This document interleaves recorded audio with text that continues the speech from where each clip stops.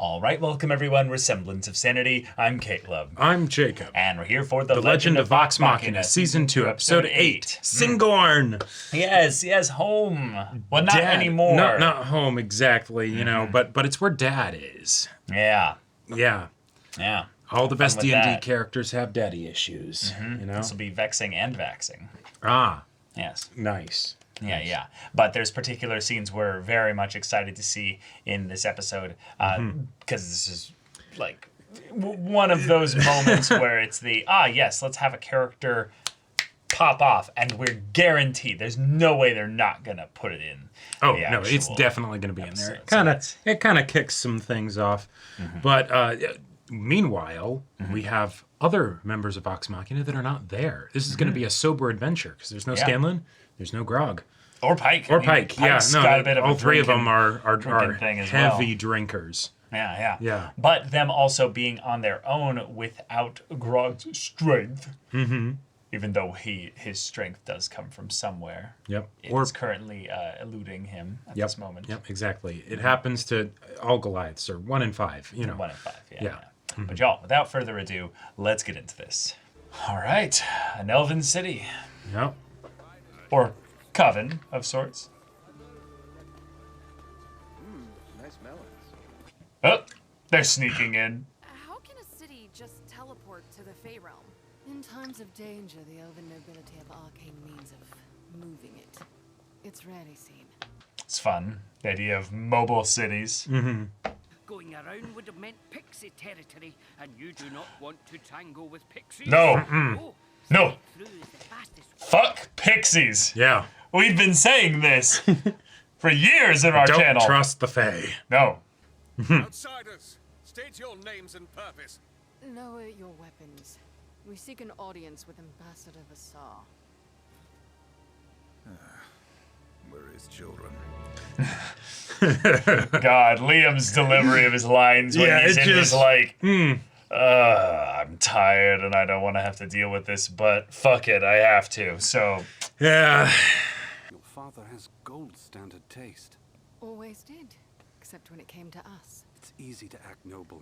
Just be a bit of a shit and wear what everyone else is wearing. I've known many people with money and titles. They're definitely not worth you.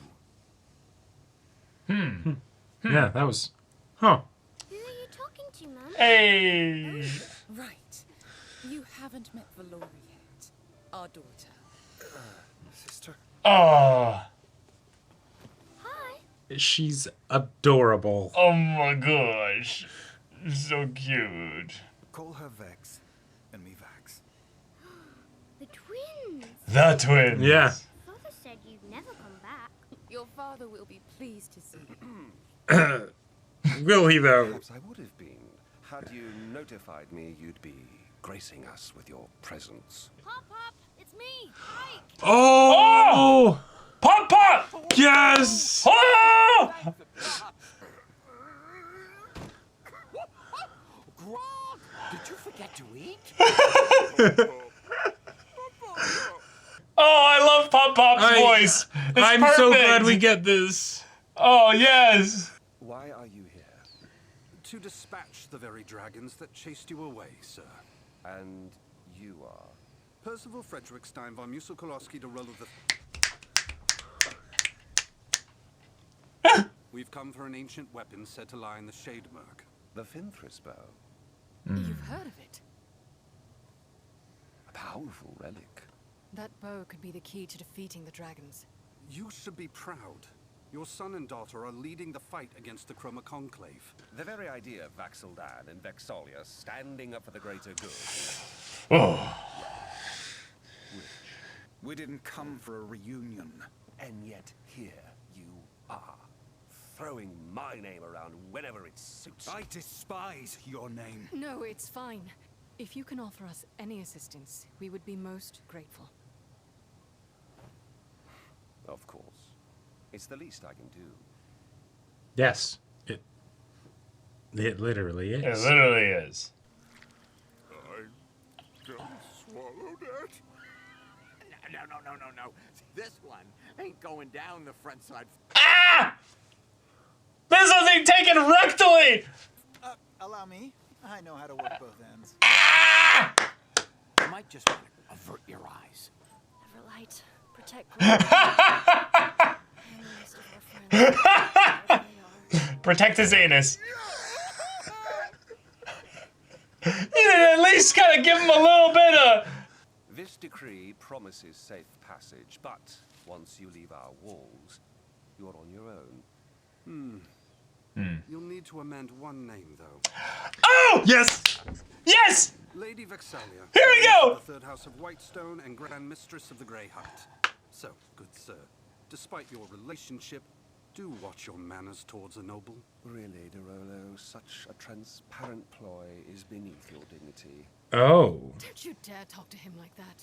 We came here seeking aid, and you insult my friends? We won't fail. Which is more than I can say about you as a father. Then prove me wrong. Oh, fuck you. We're leaving. What does fuck? Yep, I was gonna say, she's learning some new words. Good luck with that one. Yeah, bye. Yeah. I should apologize Ah. for springing that title on you. I hope it didn't upset you, Vex. It's Lady Vex. Hey. Of course. No one other than my brother has ever stood up for me like that. Thank you. I made something for you. It's wonderful. Oh, that looks brutal. Onward we go. Hey. Sailing, we sail in the seas.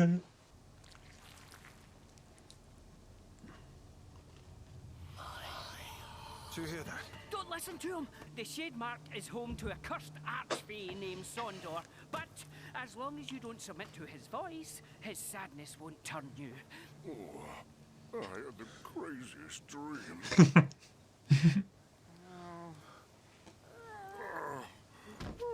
But for your strength to come back, well, your body's gonna need a kickstart.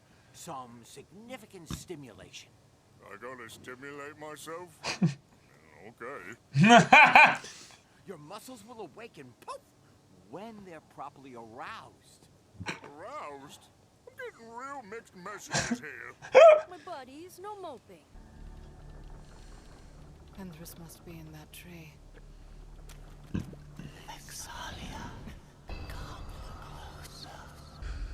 No, Frodo. Stop. Are you all right? She doesn't look all right. Vex, wait up. Can you hear me? Whoa. Only hear you, see you, feel you. I can understand your pain.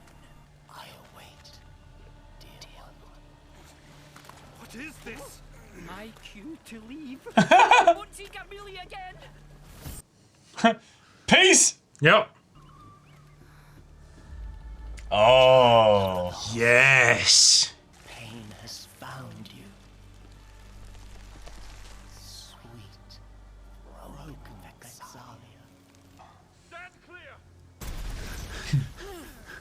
Hell yeah. Sister. Ah, shit. Well, shit. Here, Father. You made this for me? It is as beautiful as you. I have seen of anything. And I can grasp any gifts. Well, okay. If I could pull the blood of him from my veins and give it back, I would. I could grant that wish. But it is not what you need. Oh. Fenthras, however, this bow could earn his respect. And all I need from you is your heart. My heart is someone else's. Oh, shit. You could never give me what I need. Bitch! You're just like the rest! Well. All right. Fight time. Yep, here we go. Cool. Here we go. Oh, Yeah, this is an archfey. oh, here we go. All right.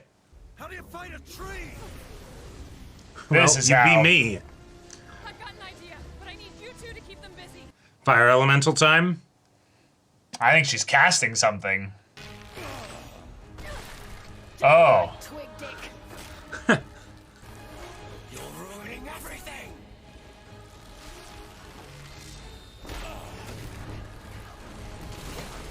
Oh. Oh, sick. Oh, well.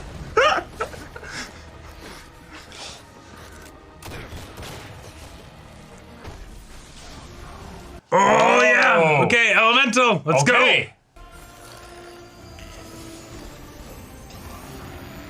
go. Oh. Yes. Oh, that's fun. And that is how you fight a tree. Cool. I like how this is like working in all the different ranger spells. Uh-huh.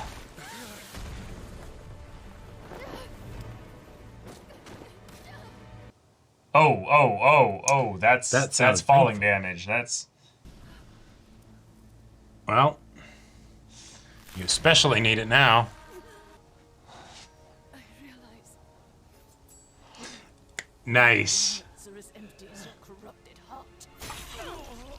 Oh! Yeah, and then. Oh! Oh, nice.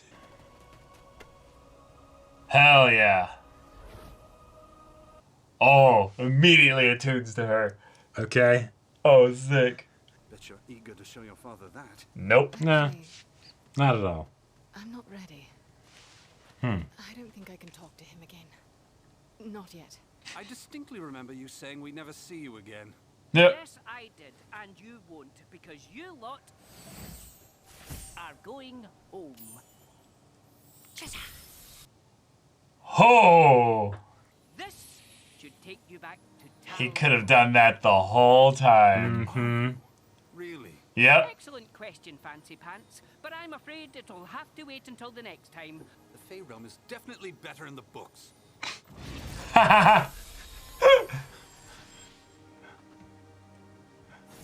Yeah. Let's see yeah. it. Let's see it. Yeah. All right. Uh-huh.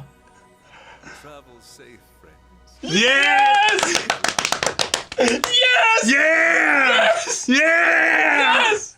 I'm so happy for you, Matt. I'm so happy for you right now. Oh. I would like to race. We can't just wait. Huh? Why there? For vestiges. I know who has them. That's amazing. So this'll be easy. No, it's not. No. No, it's not. Gauntlets belong to my uncle.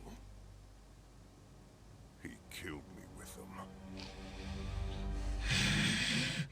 Oh, that's how That's you a drop. line. That's how you drop a cliffhanger right there. Yep. All right, this episode was cool. We got ourselves another Vestige. We did. We got some Vex focus. We got the awkward Vex dad and Yeah, family that whole shenanigans there. But my favorite stuff this episode is we've got fucking Percy Vex ship just going, Sailing off into the sunset. Do you see what Oh, yeah. what seas these are? Yes, Oh. I do indeed. I do And indeed. then we also had Matt voicing Artegan. Yeah. And I just that makes me so happy. That I'm so happy for him. There's so I'm many. so glad he got There's that so many voice, like- specific characters where I'm sure they're like, okay, Matt, we can't have you voice this one. It makes more Right. sense to have somebody else voice him. And he's like, okay, that's fine. But for setup for future stuff, it's like you gotta have him. You gotta have him be Artegan. Yeah. We won't go into details, but like course. Artegan is such a fun character. Yes. Oh my gosh. Very, very fun. Yes, and I like that Billy Boyd played his glamour kind of disguise. Yeah, that's great. Now we've got two hobbits in this show. Exactly. Yeah, exactly. So very, very fun stuff. Yeah, we can collect the rest of the hobbits in season 3 and 4. Exactly. can Yeah, have, one hobbit per season. Yeah, we can have Sean Astin in the next one, and then we can have Elijah Wood in season 4. That'll be Yes, fun. I would like that. Yeah, and then random Ian McKellen for season 5. Honestly, Jacob, no. You know what it's gonna be? It's gonna be Andy Serkis voicing you know who. Oh, Watch. I'm calling it right now. Wouldn't that be perfect? I mean, okay, but it totally could be Matt. No. But No. I understand. But I guess Matt has already been Silas. yeah. So Yeah, okay, exactly. okay. And Thordak was voiced by Lance Reddick, so yeah. Right. Yeah. Okay. Yes. Yeah. I am. But anyway, The point is, this episode was rather quick, rather succinct and to the point. Yeah. We had ourselves some cool Fae craziness, but most of it was contained within the idea of an archfey, very powerful archetype of entity in D&D. If you're going to fight one, you have to deal with the fact that they're probably going to dominate the mind of at least one or more of your party members. So good luck with that. And Vex definitely dumped charisma. I'll just say that. So even though she does not, Laura didn't roleplay her that way. No.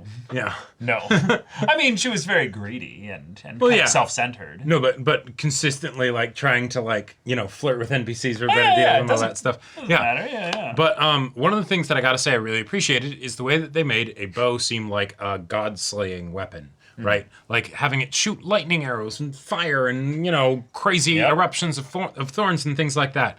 That is much more satisfying visually than just like, oh, hey, how do we pew pew? Right, exactly. Like the Legolas problem of like conjuring ammo too. Yes, that too. But think Fellowship of the Ring. Legolas has a bow. He gets a new bow in Lothlorien. What's better about this new bow exactly? Like this is perfect, so it doesn't right, matter exactly. anyway. It doesn't actually change anything, Yeah, I also liked in general how the fight was a strafing kind of hit and run style of things, because generally bow users fighting each other sounds really boring. You miss. You hit. The fight's over.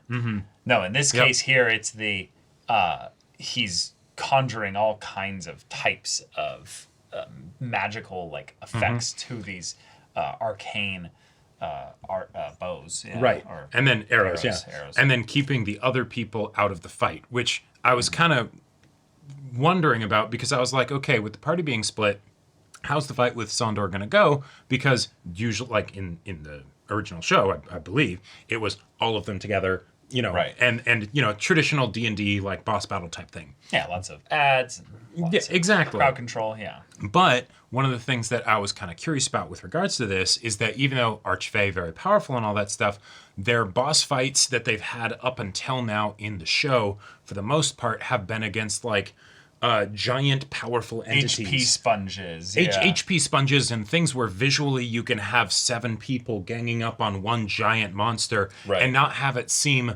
unsatisfying or like they're just bullying this one poor guy, Yeah. So with things like this, where it's like, okay, you have one person, no, it ends up being a Vex versus Sondor kind of a thing, to then get at the character motivations of exactly why. It's like I've been wanting approval from people, and then here's this person that's like, hey, we could have our own fucked up thing, and it's like, no. Yeah. No, thank you. Yeah, and they made him properly creepy. Yep. Like, one of the things that I was probably the most, concerned about with this encounter was whether they were going to make him as creepy as Matt, made him. And they Matt does a very good job of making creepy NPCs. And sometimes I get the feeling a little bit that because of the way this is being adapted, even though it is, very much into the, there's no, content limitations and stuff like that, they do kind of hold back a little bit with regards to the party having that slight bit of plot armor, even though Vex literally just fucking died, recently. Right. And Grog is now, out of commission. There is that little bit of, nobody takes serious damage. There's no actual residual injuries or anything like that. This is D&D. We have magic. Yep. But they're in this case badasses, here, specifically where they split the party, I was a little bit feeling the there can be no teeth to this fight. Vex never gets really hurt. Nope. And thus I was kind of like, okay, at least they kept the creepy kind of evil controlling aspect up. Because that was really freaky. And that was another thing that was interesting, is adding the whole like mind control thing. Because it wasn't full mind control, right? There was elements where it's like, okay, she's still present, she's still there. And he was like, I don't know, it's tough because mind control with things like this can take away character agency, because then it's not actually them needing to confront their darker sides as much as it is, here's this dark entity that's just trying to twist your mind. Yeah, exactly, right? Yeah. Now, granted, even in the actual, like, you know, campaign, it's not like Laura was actually contemplating like making the deal, other than maybe from a game curiosity perspective of, wait, Matt, this is a show. Like, what would you do if I actually decided to say yes for some reason? But I liked the atmosphere of it. But yeah, it's the fight definitely felt like there was some like safety rails on there. It felt very safe. I did not really vibe as much with the way it felt like it was forced to play out, but I understood what choices that they kind of had to make. They were kind of forced to make in this instance here. Also, now that I'm thinking about it, not just from the standpoint of visually, this fight being different from the previous ones because it's not a giant monster, because it's an actual like more person. There's this sense that like, oh, okay, Sandor has whatever his motivations, past, etc. are. But we don't necessarily understand that because we just met him. Whereas with, like, say, a Sphinx, it's the I am a primal force that you're contending with rather than an individual. And so then it, like, they also talk with it quite a bit. Yes, they did talk with it quite a bit, whereas Sandor, he wasn't really as much up for conversation. So I feel like that might have also been one of the reasons where the stakes outside of the physical injury and things like that didn't feel quite as strong as some of the other fights they've had this season. Yeah, in terms of action, I would say this is the weakest episode, but in terms of like drama, this is really good. But also, this was a very like fan servicey episode in a couple specific areas, and having Percy Vex stuff in general happen is my favorite. I will always be here for it's that. my personal favorite. Yeah. I'm a big shipper of those two. There are specific moments that we are getting closer and closer to, and I'm we very happy about that.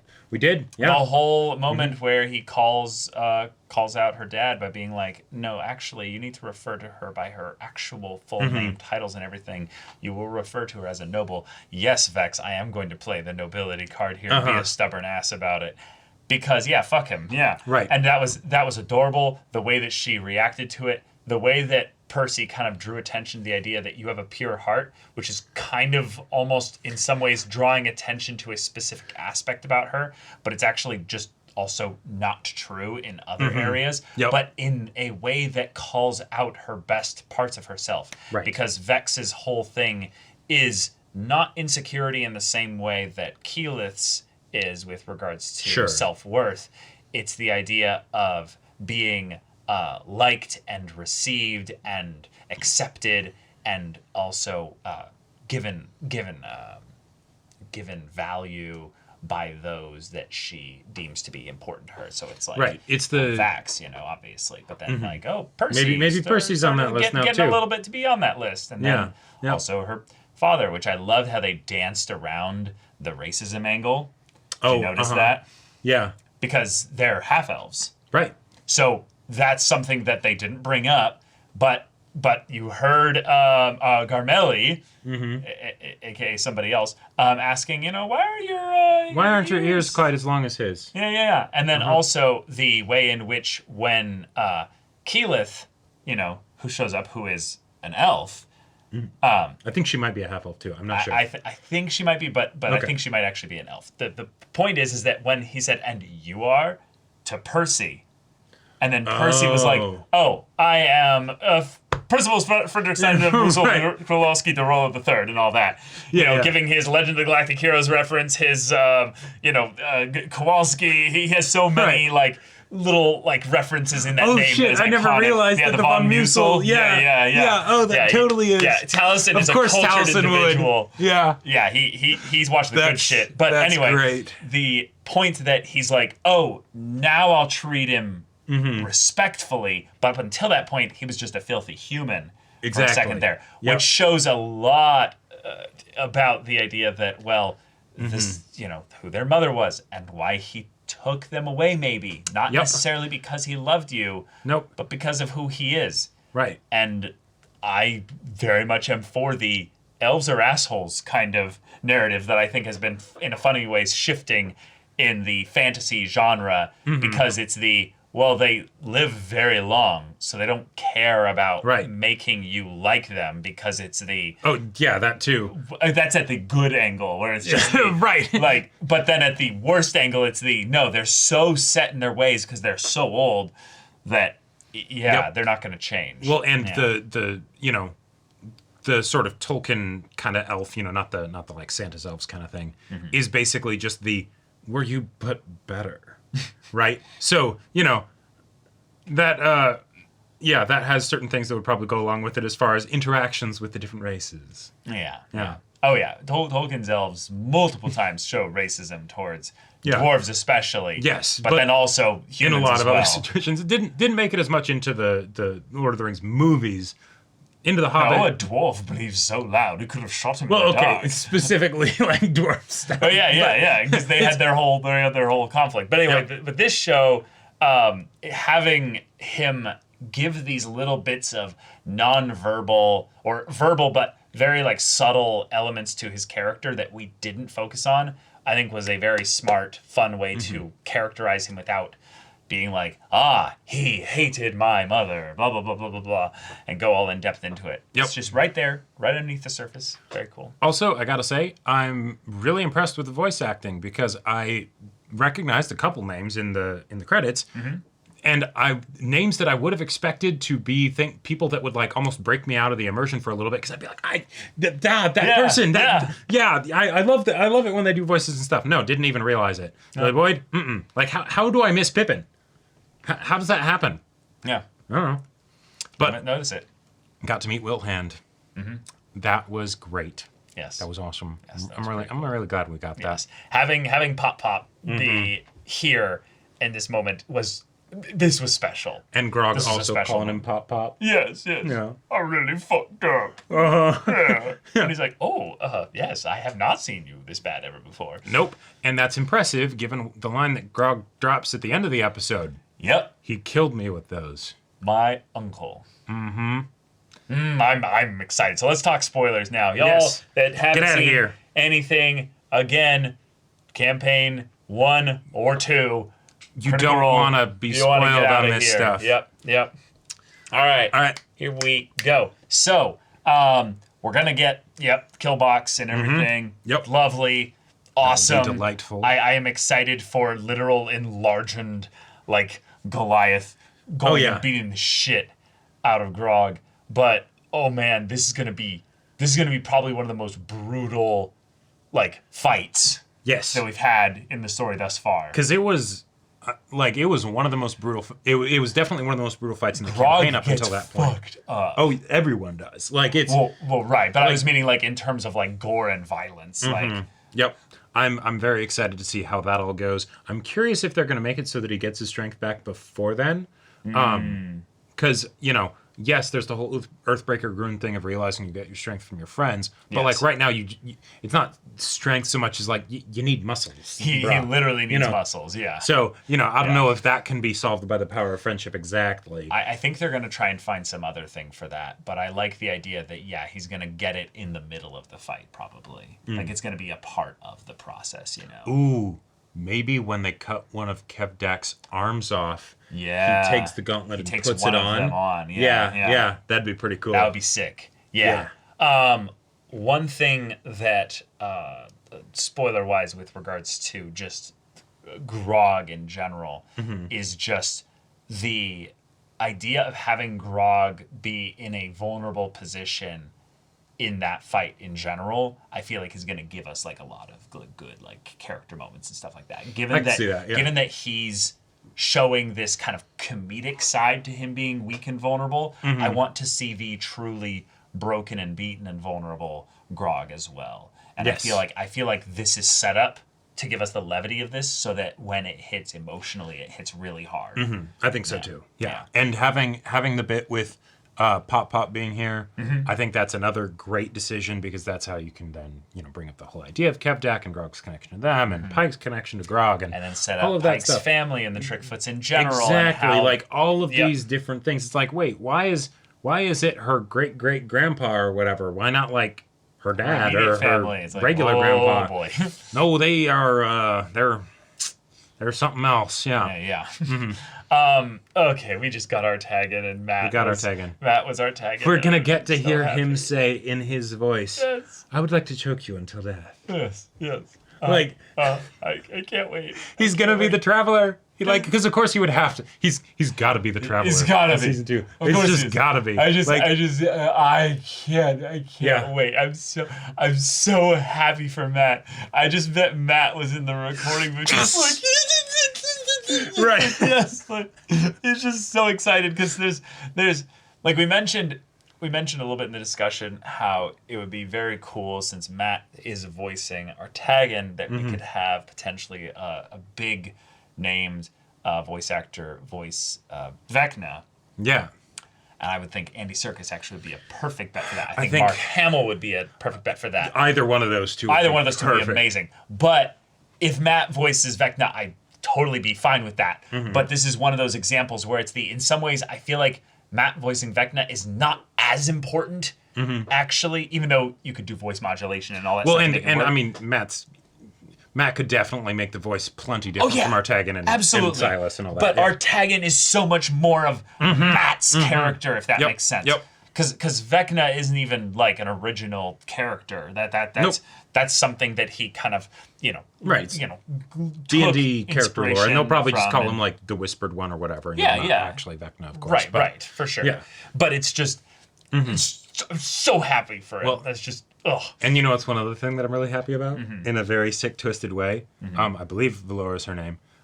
We got adorable little half-sister that will get cooked alive in Vecna's chest. I was literally thinking about that. I was like, Jacob, it's Valora. You know what's happening, right? They're showing us now. Yep. So that way we can get attached. Oh yes. Yeah. Oh yes. I'm ready. I'm ready for like future seasons for Matt to just bring the pain. Yes. Like, because there's so much death that comes where it's like you kind of forget about it because it's not the main casts and stuff like that. Right. But there's a lot of characters that have the axe. The oh shit. Yes, exactly. The who is it? I want to say it was Gilmore and then Scalen's daughter. Being put in the suits of armor, right? And then Vox Machina killing them. Yeah. Right. It's like okay. Okay. But okay. Yeah. All right. I'm kind of glad we're out of the Fae quickly, though. Yes. I was missing the group being together, although I do like this whole the little ones taking care of the big one that is now the little one with them. Right. You know? But you know what this also means? What's that? Given that we're getting to see situations in which Grog needs to be kind of taken care of, that means we can also get the scene of Pike trying to teach him to read. Oh, I hope that happens. I don't think that's going to happen. I don't think it's probably going to happen. It's going to happen at the very least in this season. Oh, no, definitely not. Definitely not. We might not even get, Vex answering the door naked in this season. Oh, I definitely don't think we will. No, I would love it if we did. We're still not even there yet for them as like a couple. Oh, no, I know. But let's be real. Again, it's that whole thing of Vax and Keyleth start early, slow acceleration. Right. Vex and Percy, they get down to business. There will be some Huns defeated, yes. But yeah, other than that, this is kind of the episode where I was like, oh, okay, I'm really glad they're out of the Fae realm. I'm really glad the group's going to get back together soon.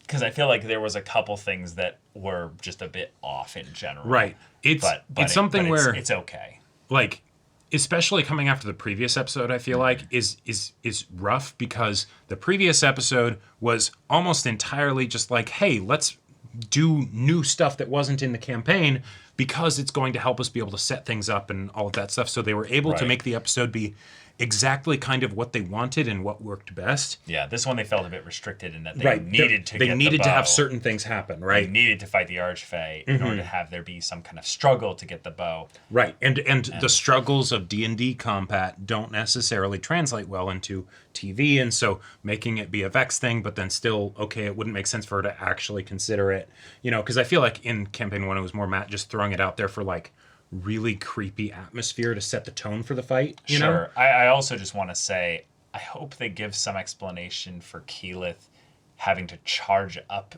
the fire elemental form, because I get the vibe that that was a very arbitrary, like, just kind of delaying time thing. And I would be a little bit worried if it's the, no, I'm getting better at doing it, so then later it's faster, but they don't really go into that much, because I feel like if she's going to do her wild shape and it's going to be that, like, powerful, like, quick, snappy thing, like she just suddenly is a jackrabbit just bouncing around, or suddenly she's a big tiger. That's it's snappy, it's fast. But the idea of the, hold on, I'm sitting and I'm casting a spell, that's not really Vox Machina style ever in the show thus far. I think we've had that kind of where Keyleth was, like, trying to bring, like, the light in the Ziggurat. I thought she was going to do a firestorm. I thought she was going to do, firestorm, and it was just going to be like, oh, okay, cool, there you go. I'm going to light this place up, yeah. Although, I will say, this is the first time that she is doing that intentionally. Like, because there was the time when she used it for the first time, but that's... True. This is the first time in that regard. Because that was in the fire plane. Too. Exactly. Yeah. So I could see it being something where then... Trying to induce limitations a little bit. Well, but then we can have something where then in the kill box, it's the... We show her being better at it, right? And so then it's the... Yeah, but then it's the... Why did you make it so in the first place? Why does she get better at it at all? Like, what? Yeah, you know, you do something multiple times, you get faster. I don't know. I personally I wasn't really liked, a fan of it either. Yeah, I personally really liked the idea of her using her tree movement thing to then immolate them. That was awesome. That was cool, but I feel like the whole scene was made to have that happen rather than have it make sense in the greater choreography of the fight. I feel like Vax would have personally just ran over the cliff and around it with his super speed and gotten involved in a fight, but they literally had to do that thing so that it was the don't think why he's not engaging in the fight, so it can be Vex's moment. Well, also comparing again to the previous episode, but then also some of the fights from season 1, the previous episode had the whole slime fight, right? But they made that be something where it shows the ways in which Vax and Percy aren't really getting along, but they can kind of come together and learn to depend on each other, right? So there was character stuff happening amidst the fight. The fight that everyone that wasn't Vex was dealing with didn't have any actual character stuff happening. Yeah. But it's all right. We can have one slightly weaker episode in a season of bangers so far. But we got Killbox coming soon, so y'all get hyped for that, and Western, and somebody else who's there at Western that we're all very excited about of the explosive variety. A couple different encounters with just groups of dangerous people. You know? Yeah. But y'all, thank you so much for watching this episode's reaction and discussion. If you want to see the full-length timer version of the reaction, go check out the link in the description below for our Patreon. Any level support there gets you access to our Discord, where you can chat with us in the community there about this show, about animated shows in general, and also be sure to check out our Twitch channel. We stream every weekday. The info's in the description. Yeah, so if any of that interests you, we'll see you there. But until then, we're Semblance of Sanity. I'm Caleb. I'm Jacob. And we'll see you all next time.